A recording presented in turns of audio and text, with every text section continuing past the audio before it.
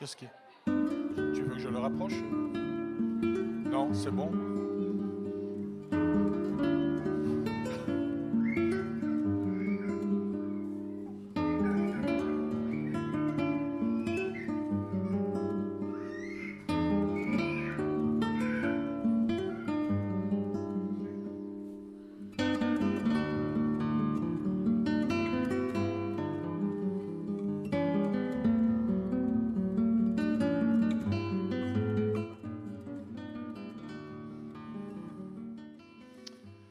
Bonjour à tous et bienvenue ce matin.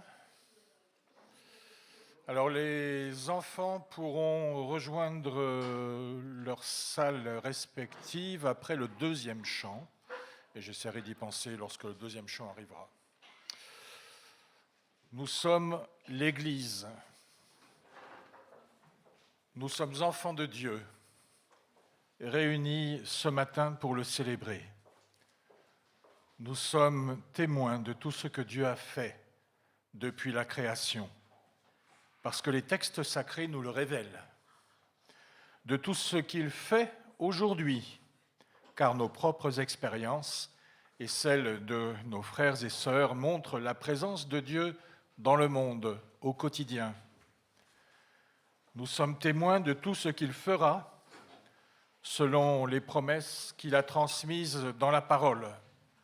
Et Paul écrit ceci: « Dieu a fait cette grâce d'annoncer aux non-juifs les richesses insondables de Christ et de mettre en pleine lumière pour tout homme la façon dont Dieu mène ce plan à sa complète réalisation. Ce plan, le Dieu qui a créé toutes choses l'avait tenu caché en lui-même de toute éternité. » Et Paul continue ainsi dans l'épître aux Éphésiens chapitre 3 verset 10. Par cette mise en lumière, les autorités et les puissances dans le monde céleste peuvent connaître, par le moyen de l'Église, les aspects infiniment variés de sa sagesse. Dieu est donc venu vers nous alors que nous n'étions pas de son peuple et nous sommes témoins de tout ce qu'il a fait, de tout ce qu'il fait aujourd'hui et de tout ce qu'il fera devant l'humanité entière et devant les puissances du monde. Chantons ensemble la grandeur de notre Dieu et de son œuvre en nous levant et en entonnant ce chant infiniment grand.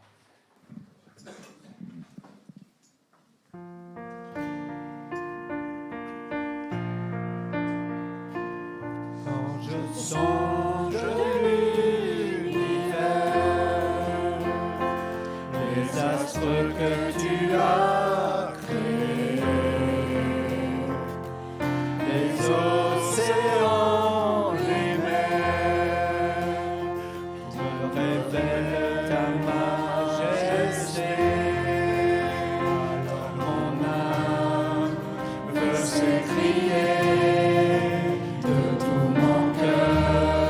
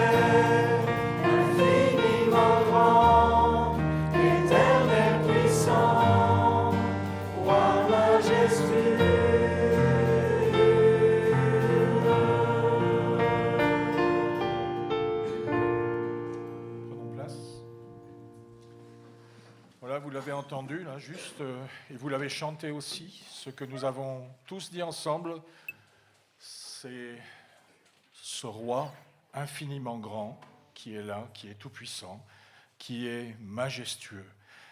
C'est vrai que les rois, quand même, d'ordinaire, ne sont pas facilement accessibles, je crois. Ceux que l'on connaît, au moins de réputation, dans certains pays autour de nous, serrent parfois les mains, parfois ils rencontrent les foules, mais ils sont le plus souvent hors d'atteinte et bien protégés. Et je vous propose d'écouter maintenant un psaume de David qui nous présente Dieu comme un protecteur, un bouclier qui nous protège, nous. C'est le psaume 3. Psaume de David quand il fuyait devant son fils Absalom. Ô Éternel, mes ennemis sont si nombreux, oui, si nombreux mes adversaires qui se sont dressés contre moi, et si nombreux ceux qui prétendent qu'il n'y a plus aucun secours pour moi auprès de Dieu. Pourtant, ô Éternel, tu es pour moi un bouclier qui me protège. Ô toi, ma gloire, tu me feras marcher encore la tête haute. À haute voix, je crie vers l'Éternel. De sa montagne sainte, mon Dieu m'exaucera. Quand je me couche, je m'endors. Je me réveille car l'Éternel est mon soutien. Je ne craindrai donc pas ces multitudes qui sont postées autour de moi. Éternel, lève-toi. Au secours, mon Dieu, sauve-moi. Tu gifles tous mes ennemis. Tu casses les dents aux méchants. De l'Éternel vient le salut. Ô Éternel, fais reposer ta bénédiction sur les tiens. Chantons donc maintenant notre Dieu protecteur, celui qui est avec nous. Nous nous levons à nouveau. C'est auprès de Dieu que je veux me tenir.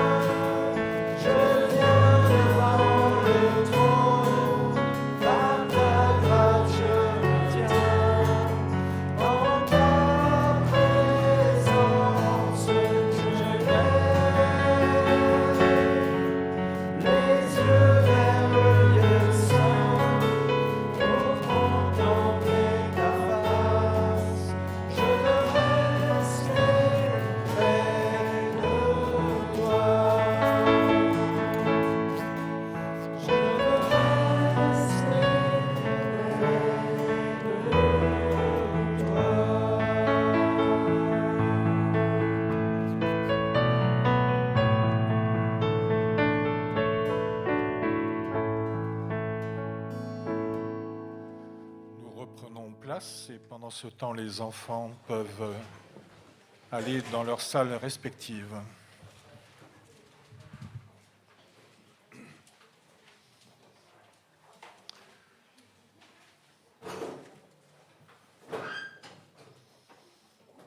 Dieu est notre roi. Nous l'avons entendu par la parole, nous l'avons dit, nous l'avons chanté, mais un roi qui ne place aucune barrière entre lui et nous. Au contraire, donc, il est venu à notre rencontre, il est descendu vers nous, en la personne de Jésus, qui est Dieu avec nous. Dans l'Épître aux Hébreux, nous lisons ceci au chapitre 2.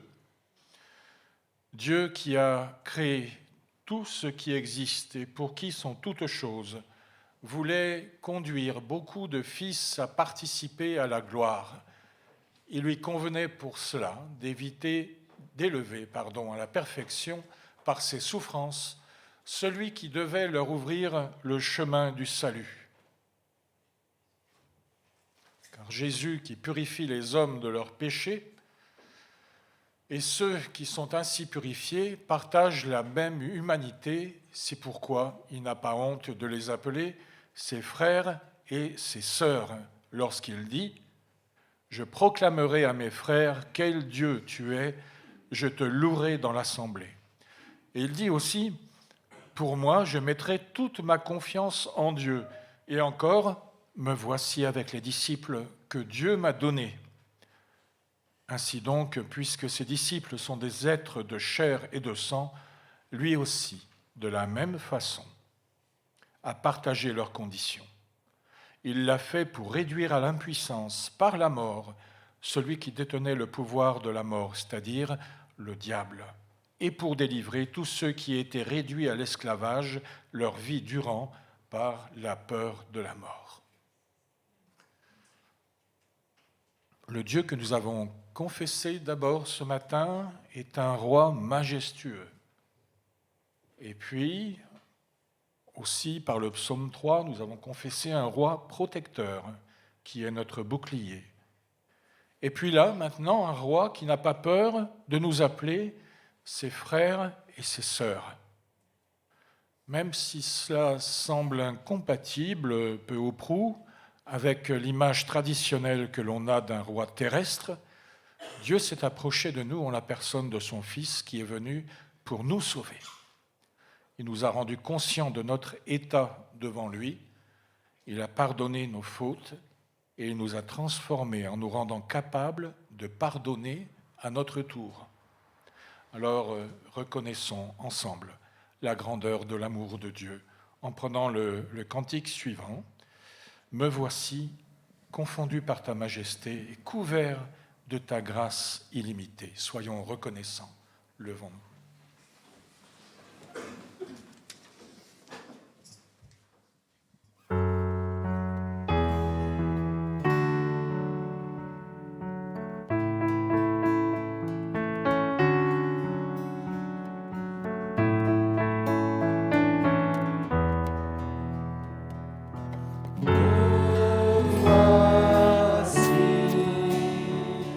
Confondu par ta majesté.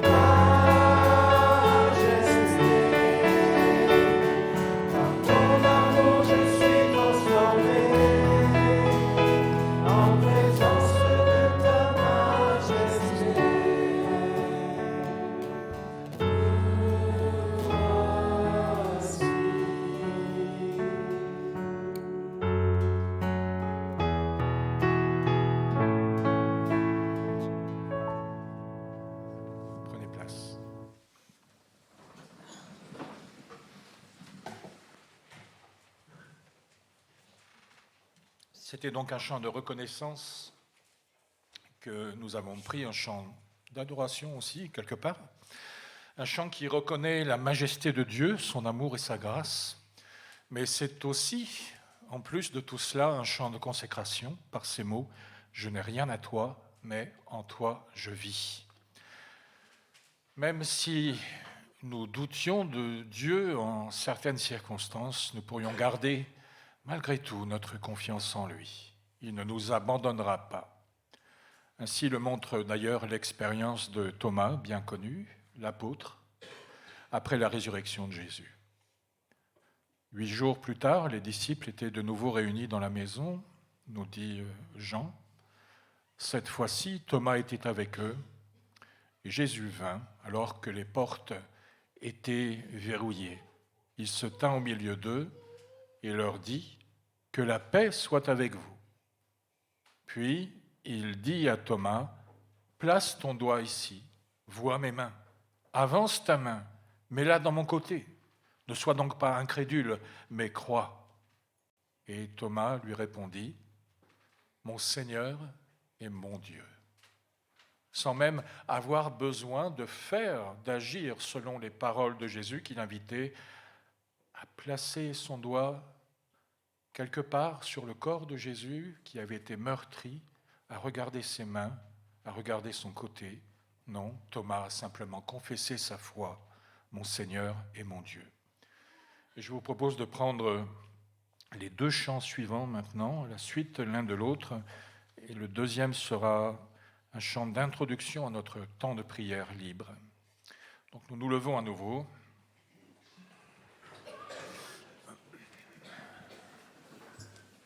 Mon Seigneur et mon Dieu.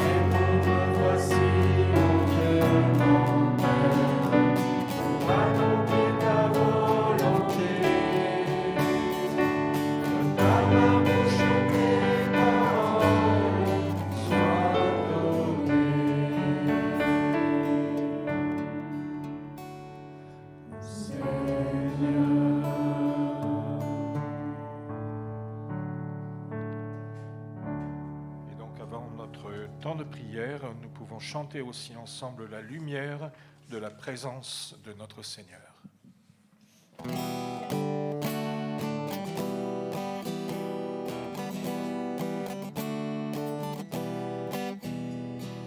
La lumière de ta présence réchauffe mon âme.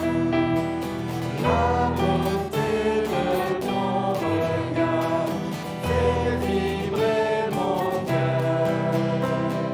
Brille dans ma vie, la lumière du monde. Brille dans ma vie, ta lumière profonde.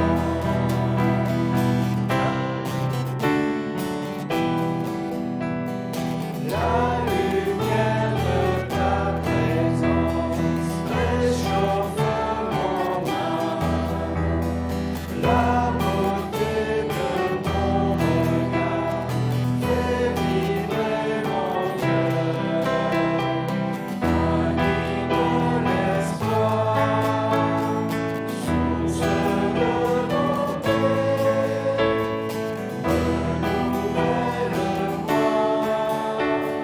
dans ta vérité.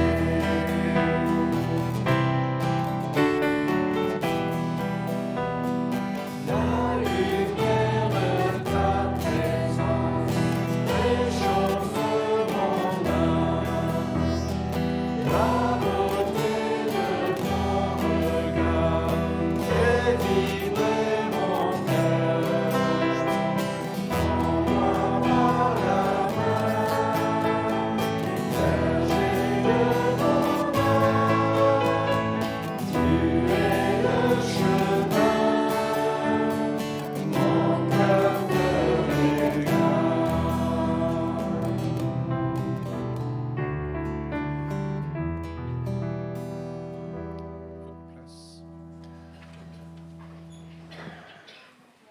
Seigneur, merci pour ta grâce au milieu de nous et pour cette lumière qui resplendit, Seigneur, tout autour. Merci, Seigneur, d'être notre roi, roi majestueux, roi protecteur. Merci parce que nous sommes tes frères et sœurs aussi, par ta grâce. Amen.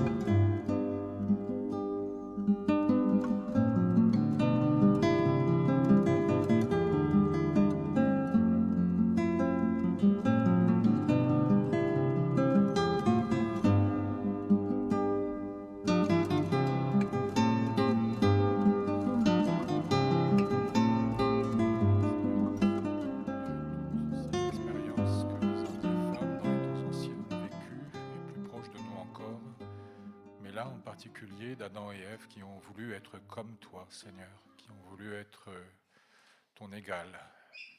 Nous nous souvenons de ceux qui ont commencé à construire la tour de Babel, qui ont voulu aller vers toi par leur propre force et devenir comme toi aussi. Mais nous savons, Seigneur, que rien ne s'est passé comme les hommes l'ont prévu à ce moment-là. Et tu nous as fait la grâce, Seigneur, de venir vers nous par ton Fils Jésus-Christ, qui n'a pas estimé comme une proie à arracher d'être égal avec toi, Seigneur notre Dieu. Mais il s'est fait homme, il est venu vers nous. Oui, tu es notre roi, tu es majestueux, tu aurais pu rester lointain, Seigneur, et dominer sur toutes choses, puisque tu es le créateur de toutes choses, mais tu es venu pour nous sauver, pour nous retrouver là où nous sommes, Seigneur. Car de nos propres forces, nous ne pouvons aller vers toi, nous ne pouvons te rejoindre. Par contre, Seigneur, tu viens et tu nous accueilles dans ton amour et ta grâce. Qu'en ce moment même, Seigneur, toi, ta grâce soit sur Joël qui va nous apporter le message et que ton esprit le guide aussi dans ses paroles. Amen.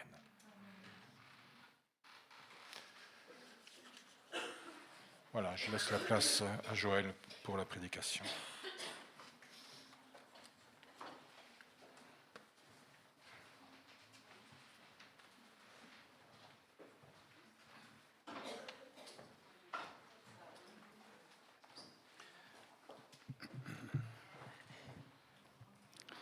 Bonjour à chacun. Je vous propose ce matin de relire ensemble une très belle histoire. Il y en a quelques-unes dans la Bible, d'histoires très belles. Mais celle-ci se trouve dans le Nouveau Testament, dans l'Évangile de Luc, au chapitre 15. Donc nous lirons au chapitre 15 de l'Évangile de Luc, les versets 11 à 24. C'est Jésus qui parle. Un homme avait 2 fils. Le plus jeune lui dit « Mon père, donne-moi ma part d'héritage, celle qui doit me revenir. » Et le père fit le partage de ses biens entre ses fils. Quelques jours plus tard, le cadet vendit tout ce qu'il avait reçu et s'en alla dans un pays lointain. Là, il gaspilla sa fortune en menant grande vie. Quand il eut tout dépensé, une grande famine survint dans ce pays-là et il commença à manquer du nécessaire. Alors, il alla se faire embaucher par l'un des propriétaires de la contrée et celui-ci l'envoya dans les champs pour garder les porcs. Le jeune homme aurait bien voulu apaiser sa faim avec les caroubes que mangeaient les bêtes, mais personne ne lui en donnait. Alors, il se mit à réfléchir sur lui-même et se dit « Tous les ouvriers de mon père peuvent manger autant qu'ils veulent, alors que moi, je suis ici à mourir de faim. Je vais me mettre en route. J'irai trouver mon père et je lui dirai « Mon père, j'ai péché contre Dieu et contre toi. Je ne mérite plus d'être considéré comme ton fils. Accepte-moi comme l'un de tes ouvriers. » Il se mit donc en route pour se rendre chez son père. Et comme il se trouvait encore à une bonne distance de la maison, son père l'aperçut et fut pris d'une profonde pitié pour lui. Il courut à la rencontre de son fils, se jeta à son cou et l'embrassa longuement. Le fils lui dit « Mon père, j'ai péché contre Dieu et contre toi. Je ne mérite plus d'être considéré comme ton fils. » Mais le père dit à ses serviteurs « Allez vite chercher un habit, le meilleur que vous trouverez, et mettez-le lui. Passez-lui une bague au doigt et chaussez-le de sandales. Amenez le veau que nous avons engraissé et tuez-le. Nous allons faire un grand festin et nous réjouir. Car voici, mon fils était mort et il est revenu à la vie. Il était perdu et je l'ai retrouvé. Comme je l'ai dit, je crois que cette histoire est très très connue. Elle a été retenue par bien des auteurs dans l'histoire, par de très grands artistes aussi.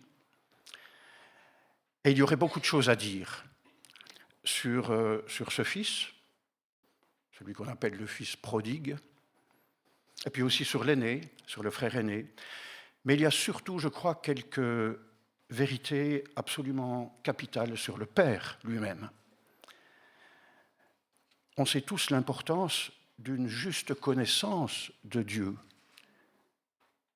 Je pense aussi qu'il faut certainement toujours être attentif au risque de toutes les fausses images que nous pouvons avoir de Dieu nous-mêmes. Les fausses images, quelles qu'elles soient, on peut dire, dans un sens biblique, que c'est de l'idolâtrie. Si Dieu, l'image que nous nous faisons de Dieu ne correspond pas à la réalité, à ce qu'il est, alors c'est non seulement dommage, mais ça peut être grave dans certains cas. Ce n'est pas seulement des idées fausses, mais de toute façon, ces fausses idées peuvent grandement influencer sur notre vie. De même que la relation ou l'absence de relation avec le Père joue un rôle déterminant dans le développement de l'enfant, dans la constitution de sa personnalité, on le sait.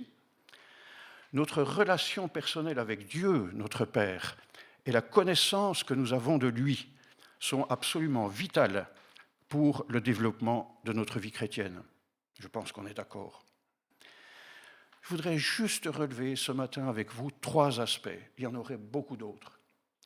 3 aspects concernant ce Père et les qualités de ce Père. D'abord, je voudrais insister sur le respect du Père. Et puis sur la liberté qu'il accorde à son Fils et bien sûr, enfin, sur la grâce, cette grâce immense qui est pleinement offerte. Tout d'abord, un incroyable respect. Je crois que ça vaut la peine de revenir sur cet aspect, parce qu'il compte. C'est quand même, on pourrait dire un peu, la première chose étonnante chez ce père. Un père qui laisse faire, alors qu'il sait parfaitement que son fils se trompe. Il prend une mauvaise voie. On peut parler du respect extraordinaire du père face à l'irrespect injurieux du fils. Ce fils demande de son vivant à son père l'héritage qui lui revient. On voit ce que ça veut dire. Un fils qui ose exprimer sa préférence, en fait, pour l'héritage, plutôt que pour son père lui-même. Je me suis posé une petite question, je vous la livre.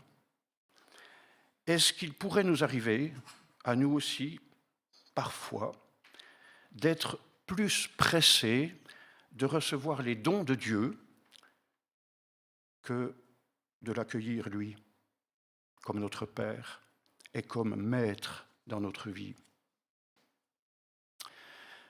Je dois reconnaître que, personnellement, je demande souvent « Seigneur, donne-moi ».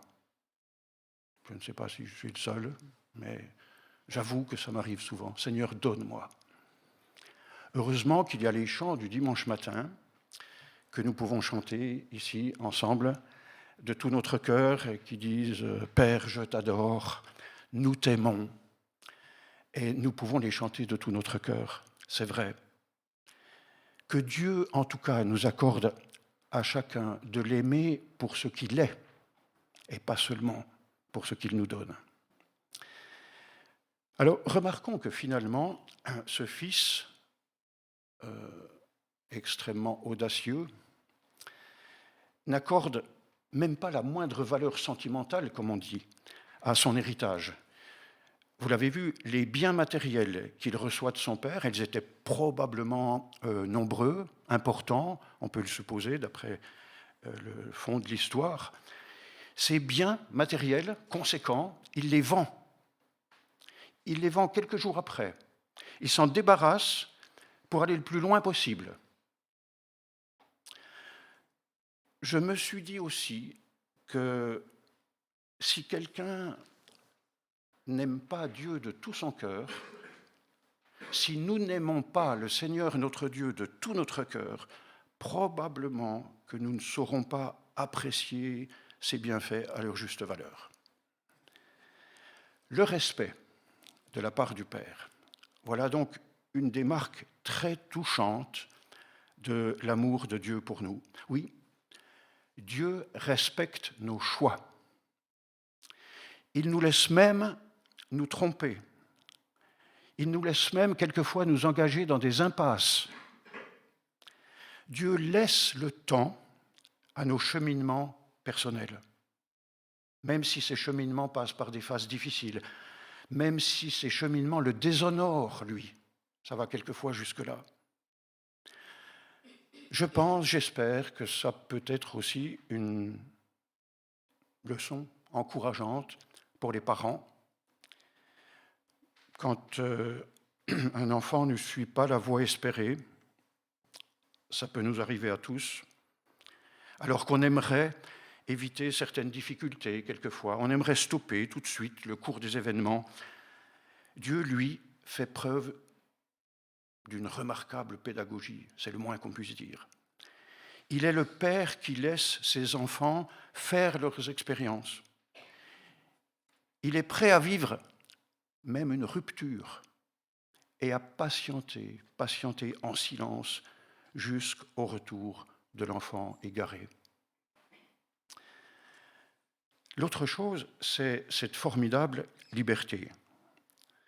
C'est vrai que ce respect du Père offre à son Fils une liberté quand même extraordinaire, étonnante. Et la liberté que Dieu nous accorde est aussi un sujet qui n'est peut-être pas toujours suffisamment compris pour nous. Ce Fils, plutôt inconscient, il faut le dire, part très loin donc. Et il se retrouve totalement libre de faire ce qu'il veut. Alors ça, c'est ce dont beaucoup rêvent parfois, je crois. Pas forcément uniquement les jeunes, je pense. Sans se rendre compte que cette liberté-là n'est pas la vraie liberté. Il n'y a peut-être pas de pire esclavage que d'être livré à soi-même et à ses propres impulsions. Et ce Fils, donc, va bien sûr très mal gérer cette liberté. Il va la bafouer, il va la gaspiller. Mais il n'empêche qu'il a cette formidable liberté, et il l'a bien grâce à son Père. De la même manière, je pense que Dieu nous accorde souvent une liberté que nous n'imaginons même pas, souvent. Parce que Dieu veut des enfants, pas des automates. Il ne veut pas des esclaves soumis par la force. Dieu ne peut pas concevoir une relation avec nous autrement qu'une relation réciproque, une relation fondée sur l'amour, sur l'attachement. L'amour ne se commande pas. Il ne peut pas être contraint. L'amour est par définition libre, le vrai. Tout ce que nous faisons pour Dieu, autrement que par amour pour lui, j'ose le dire, n'est que du légalisme, en fait, du marchandage, et reflète sans doute une compréhension erronée de la volonté de notre Père. En tout cas, cette liberté accordée, il me semble que nous la voyons aussi très clairement dans l'attitude de Jésus lui-même à l'égard de ses disciples. Il y a quelques exemples intéressants dans ce sens. Il y a par exemple un passage qui est assez étonnant dans l'évangile de Jean, au chapitre 6. Jésus vient de prononcer des paroles qui étaient particulièrement difficiles à entendre. Et le texte dit qu'à partir de ce moment-là, beaucoup de ses disciples l'abandonnèrent et cessèrent de l'accompagner. Alors, Jésus, se tournant vers les 12, leur demanda « Et vous, ne voulez-vous pas aussi vous en aller ?» Est-ce que vous connaissez beaucoup de chefs de partis politiques qui diraient ça à leurs adhérents ? Vous ne voulez pas aussi partir ? Alors, Jésus n'est justement pas un chef de parti politique, il n'est pas un gourou.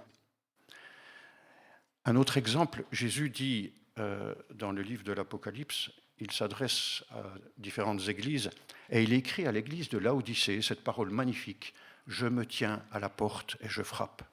Si quelqu'un entend ma voix et ouvre la porte, j'entrerai chez lui. » Ça, c'est l'attitude de Jésus, c'est aussi l'attitude du Père qui ne force pas, qui ne contraint pas et qui sait attendre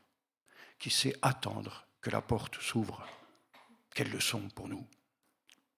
Et puis aussi, vous savez, sur le chemin d'Emmaüs, le soir même de la résurrection, quand les 2 disciples arrivent chez eux, Jésus ne s'impose absolument pas non plus. Il aurait pu le faire gentiment, il aurait pu s'inviter chez eux, tout naturellement, mais il choisit de laisser les disciples totalement libres de leur mouvement, de leur choix. Il attend qu'ils l'invitent eux-mêmes et qu'ils insistent.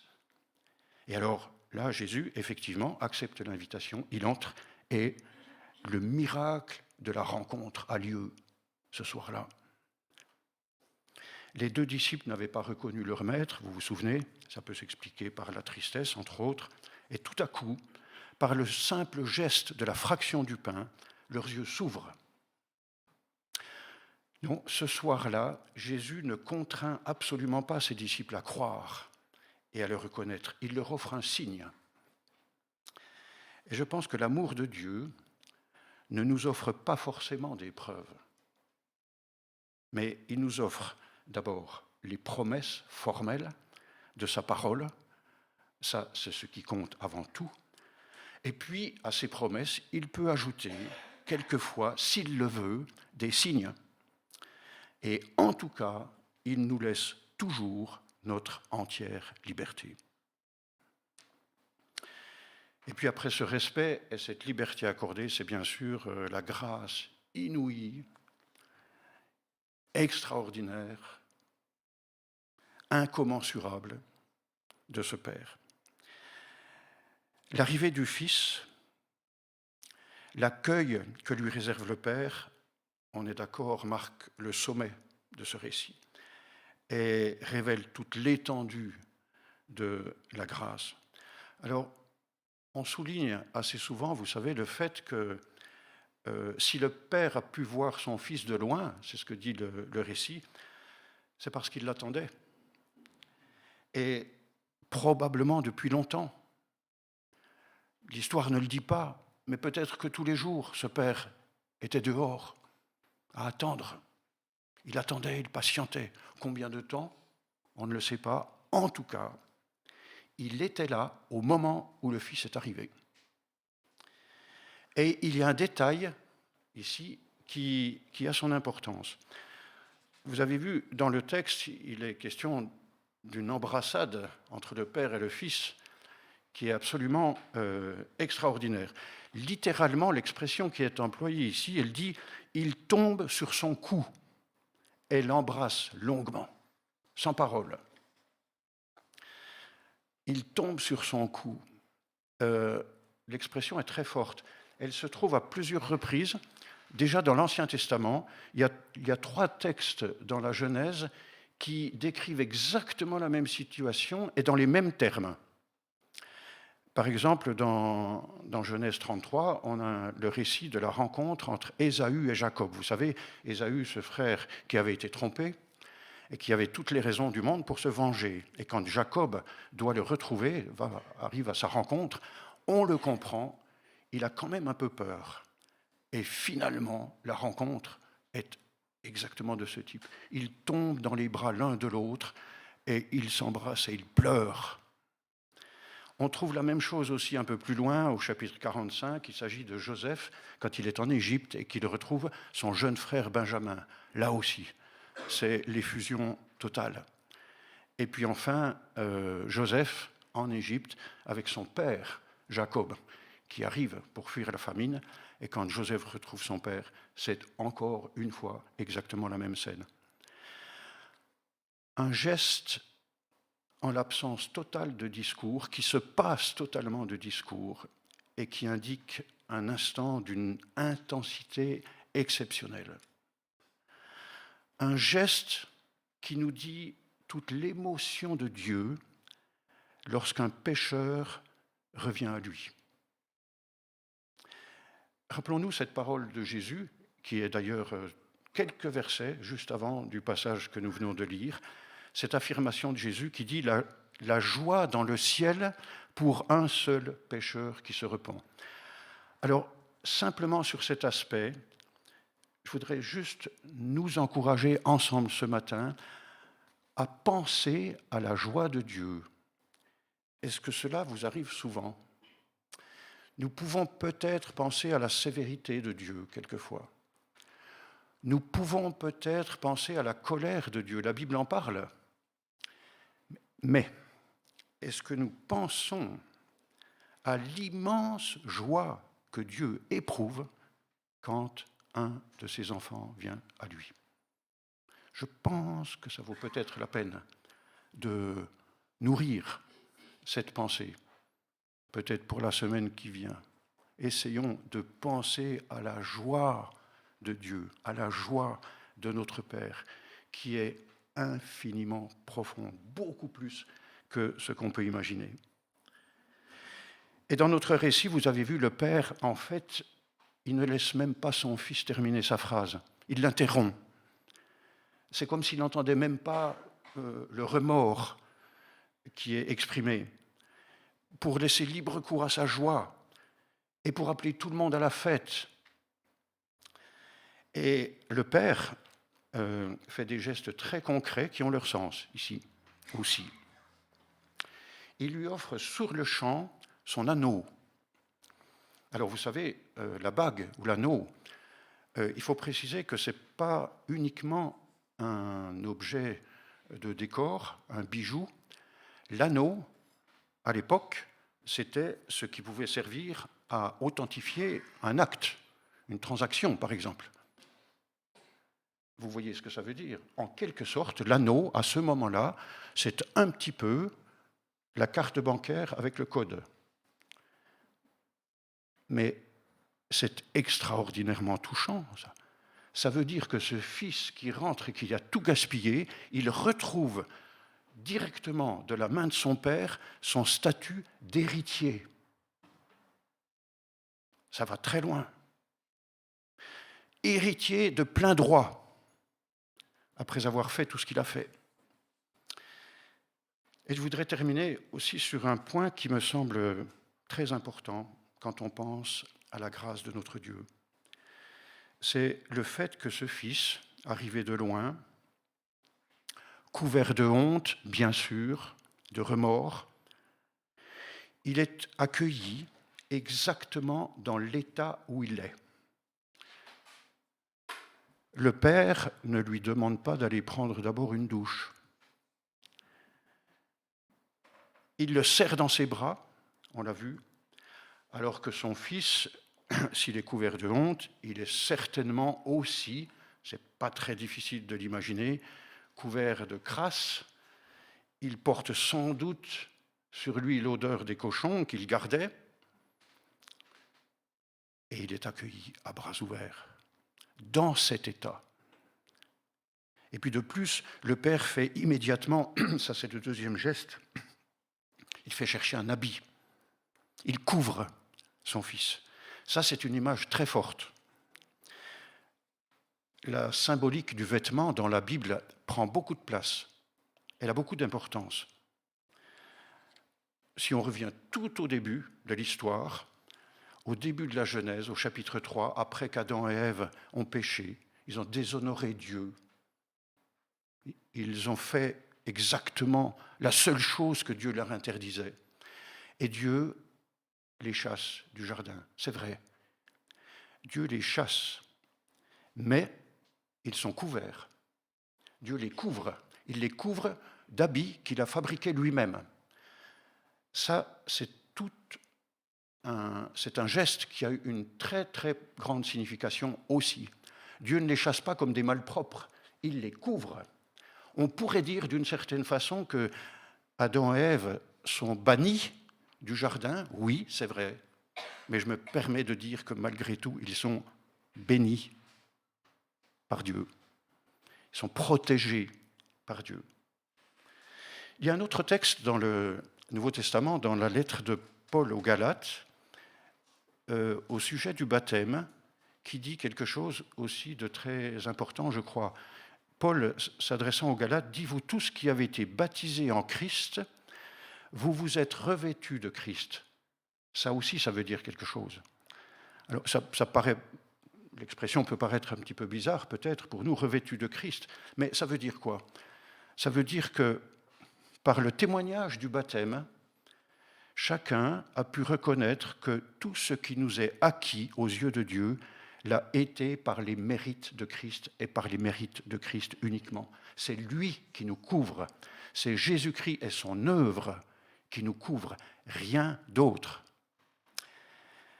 Quand on revient à Dieu, après une faute, après un égarement, après une période d'errance peut-être, ou de désert spirituel, comme on dit quelquefois, est-ce que nous osons vraiment nous présenter devant Dieu tels que nous sommes? Est-ce que nous n'avons pas, tout au fond de nous encore, quelquefois, ces petits réflexes de réparer d'abord, un tout petit peu, ou bien de nous arranger un minimum pour être quand même présentable? L'habit du Père couvre son Fils et le rétablit pleinement dans son rang de Fils, un statut que rien ni personne ne pourra désormais changer. Voilà ce que le Père fait. Alors, il est capital, je pense, pour nous aussi, de nous souvenir que l'accueil de notre Père céleste n'a aucune autre condition que notre retour à lui. Dieu n'attend que ça. Et sa grâce est la grâce qui accueille le pécheur avec les traces de ses fautes et de ses excès. Et c'est lui qui les couvre. Pas un pécheur qui attend d'être un peu réhabilité avant de se présenter. La grâce de Dieu, on ne le répétera jamais trop, je pense, est totalement gratuite pour nous. Christ a payé. Il a payé le prix fort. La grâce de Dieu est notre seul, unique, définitif moyen de salut. N'oublions pas ce que l'apôtre Paul encore écrit aux Galates dans un autre passage. Si vous ajoutez quelque chose à la grâce de Dieu, vous n'êtes plus sous la grâce. Vous êtes déchus de la grâce dans certaines traductions. C'est très fort, c'est très important. Toutes nos œuvres, parce que vous allez me dire, il est question d'œuvres dans la vie chrétienne, bien sûr, mais toutes les œuvres de l'enfant de Dieu, toutes les œuvres de nous, nos œuvres de nous chrétiens, sont toujours des œuvres parce que, sont des œuvres qui sont des conséquences de notre salut, mais jamais des œuvres en vue de, des œuvres pour obtenir, pour recevoir le salut, le pardon. Et par-dessus tout, je crois que la grâce de Dieu est évidemment à la mesure de sa personne, c'est-à-dire qu'on n'en aura jamais fait le tour. Elle nous dépassera toujours infiniment. Cette grâce, elle dépasse notre compréhension. Et comment? Alors, en conclusion, je pense que cette histoire de Jésus est sans doute une illustration de ce que nous pouvons tous connaître dans nos vies, au cours de notre vie de chrétien. Je pense que cette histoire, elle ne représente pas seulement le moment de notre conversion initiale, quand on vient à Dieu pour la première fois, qu'on se donne à lui. Je pense qu'elle marque, comme je l'ai dit aussi, tous ces moments où on peut revenir à Dieu en toute sécurité. Et elle nous rappelle avec force que ce que notre Dieu est, ce qu'il reste pour nous tous les jours, c'est le Dieu de l'accueil. Le Dieu de l'accueil, le Père qui ouvre ses bras. Je pense qu'il il serait bon que nous n'oublions jamais, nous, dans une société qui encourage l'individu à s'en sortir tout seul, qui n'encourage pas à la reconnaissance de la faute, me semble-t-il, encore moins à la repentance, que dans cette société-là, dans cet environnement-là, que nous n'oublions pas que notre plus grande liberté d'enfant de Dieu, notre grand privilège, c'est de pouvoir toujours, quels que soient nos égarements, revenir et nous jeter dans les bras du Père. Que Dieu nous y aide, chacun. Et je vous propose de chanter un chant que j'aime bien, qui a été inspiré par d'autres passages de la Bible, le psaume 23 par exemple, mais je crois que ces paroles vont très bien avec cette histoire aussi. Pèlerin, j'errais loin de mon Père. Maintenant, je vis dans la lumière du bon berger qui m'a retrouvé.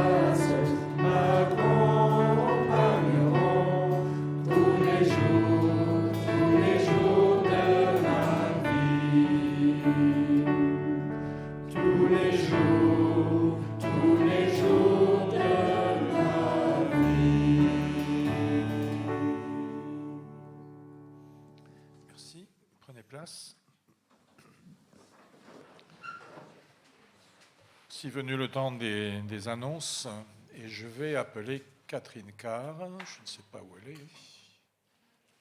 Where is she? Oh, you are here. Pour nous parler, écoutez, de ce qu'elle va vivre dans peu de temps. Alors, je vais lui donner le micro.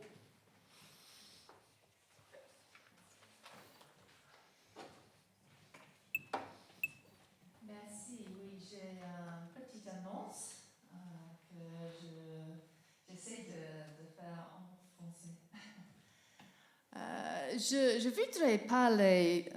Je voudrais vous parler de mon voyage en Ouganda. J'ai eu l'idée quand il y avait une prédication sur le sujet de mission directe par Tim Martindale. Et je pense que c'était il y a quelques mois. Mission Directe est une charité qui travaille autour du monde sur les projets avec les communautés locales pour améliorer leur vie. Après cette culte, j'étais intéressée par ces paroles, aller rechercher des projets sur le site web. J'ai eu le sentiment que Dieu disait, allez, il sera bon pour toi. Donc, j'ai fait une application pour un projet en Ouganda qui commence en mars. Bien entendu, je dois payer pour mon participation, mais ils demandent que je collecte des fonds aussi pour soutenir le projet. Donc, si vous souhaitez soutenir ce projet, j'ai une formulaire de parrainage où vous pouvez contribuer sur le site web Just Giving Mission Direct. J'espère que cette expérience m'aidera, mais aussi je peux faire quelque chose pour les enfants dans cette communauté à Kumi. On va bâtir des salles de classe pour les enfants là-bas. Merci. Et si vous voudriez plus d'informations, venez me voir. Merci. Voilà. Merci beaucoup. Merci Catherine.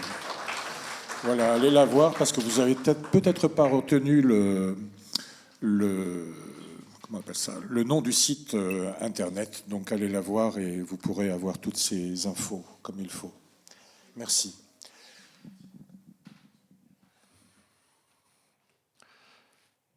Je passe aux annonces, donc on peut afficher aussi au fur et à mesure. À 12h, un culte pour les jeunes, aujourd'hui même. Lundi, c'est-à-dire demain, à 20h15, groupe de maison de Bergerac chez Guy et Cécile. Vendredi prochain, à 10h30, l'AFG, le groupe anglophone chez Peter. Samedi, il n'y aura pas de répétition d'équipe de louanges. Et dimanche, non, rien du tout. Une annonce spéciale pour un peu plus tard, le dimanche 3 mars, à 12h, il y aura, comme la semaine dernière, un repas ensemble. La semaine prochaine, ça va peut-être changer. Et puis, à 14h, l'Assemblée générale ordinaire.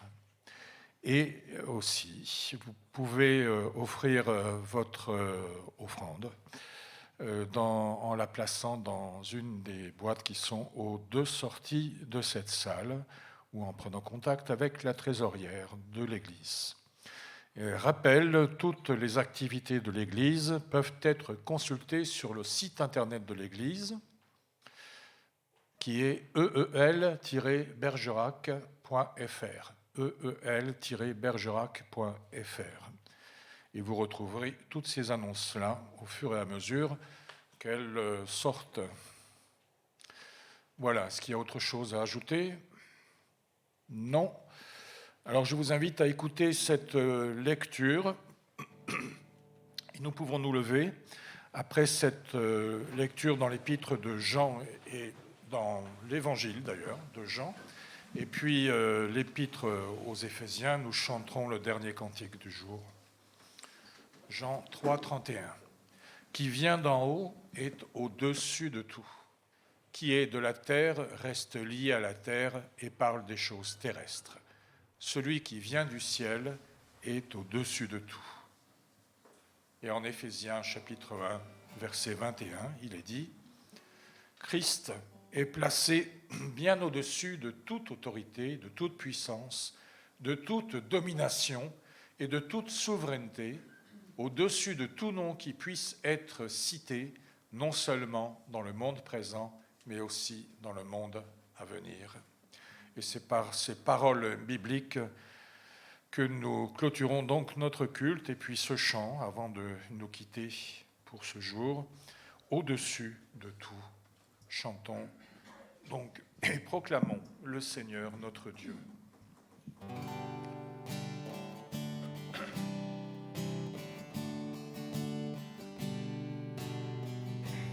Au-dessus des puissances, au-dessus des rois, au-dessus de la nature et de la création, au-dessus de tous les plans des hommes sages,